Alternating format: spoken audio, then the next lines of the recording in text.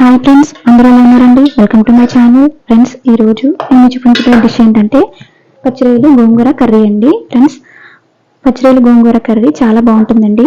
ముందుగానే గోంగూరని ఈ విధంగా ఉడకపెట్టేసుకొని ఒక బౌల్లోకి వేసి పెట్టేసుకోవాలి. అలాగే పచ్చిరొయ్యలు కూడా ఉడకపెట్టేటప్పుడు కొంచెం సాల్ట్, ఆయిల్, పసుపు వేసేసి ఈ విధంగా ఉడకపెట్టేసుకొని పక్కన పెట్టుకోవాలండి. ఇప్పుడు పచ్చిరొయ్యలు గోంగూర కర్రీని ఎలా ప్రిపేర్ చేసుకోవాలో చూద్దాం ఫ్రెండ్స్. ముందుగానే స్టవ్ ఆన్ చేసేసుకొని ప్యాన్ పెట్టుకొని అందులోకి ఒక 2 స్పూన్స్ వరకు ఆయిల్ వేసుకోవాలి.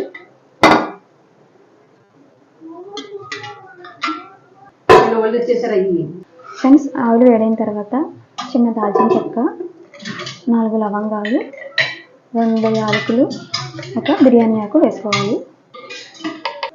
ఫ్రెండ్స్, దీంట్లోకి 1 స్పూన్ జీలకర్ర, కొంచెం కరివేపాకు వేసుకోవాలి.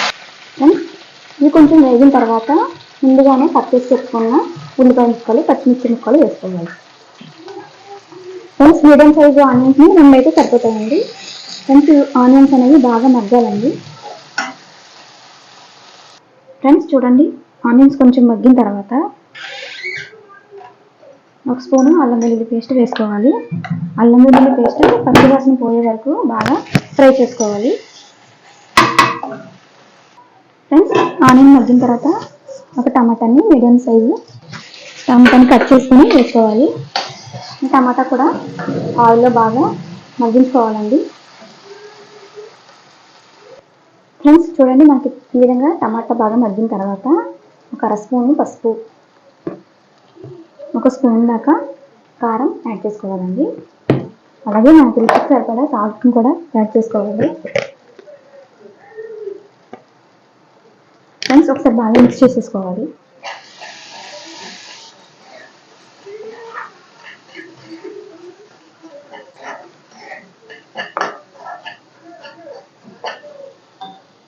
ఫ్రెండ్స్, ఇప్పుడు దీంట్లోకి 1/2 స్పూను జీలకర్ర పొడి, 1 స్పూన్ దాకా ధనియాల పొడిని యాడ్ చేసుకోవాలి. ఒకసారి బాగా మిక్స్ చేసేసుకోవాలండి. మిక్స్ చేసేసుకుని మనం ముందుగా ఉడకబెట్టేసుకున్న రొయ్యలు వేసేసుకోవాలి. ఫ్రెండ్స్, వేసుకొని ఒకసారి బాగా మిక్స్ చేసుకోవాలి.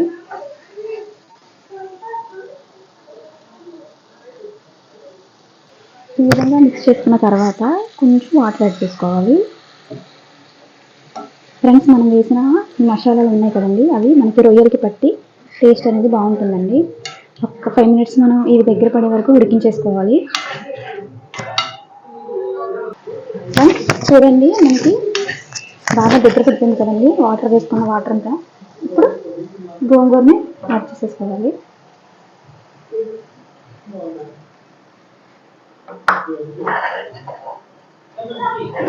ఈ విధంగా ఒకసారి బాగా మిక్స్ చేసేసుకోవాలండి.